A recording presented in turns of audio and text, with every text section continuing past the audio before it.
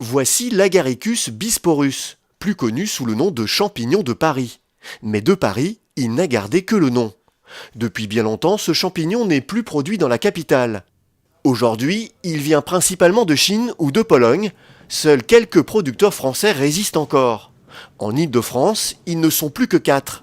Bruno Zamblera en fait partie. Installé à Méry-sur-Oise, sa famille fait du champignon depuis 4 générations. Mais Bruno sera peut-être la dernière. La production du champignon en France va tenter à disparaître. Voilà.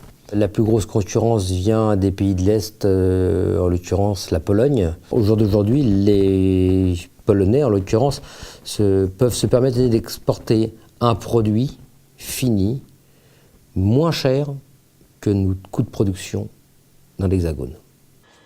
Pour survivre face à la concurrence étrangère, Bruno Zamblera s'est adapté.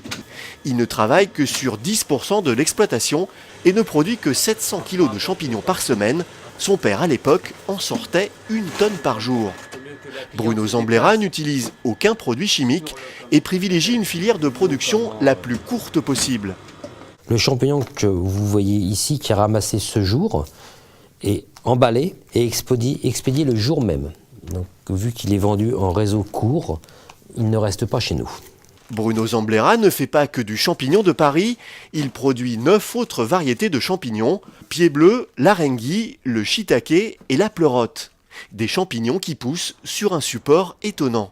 Ce champignon se développe sur du substrat, qui est en l'occurrence que de la paille. Il se développe à travers le sac, comme celui-ci, parce que vous avez quelques petits trous sur ces parties latérales, où le champignon va chercher l'oxygène et la lumière. Donc il va uniquement se développer à cet endroit-là. Voilà, c'est pour ça que vous avez ici une grappe de champignons bien déterminée, bien définie.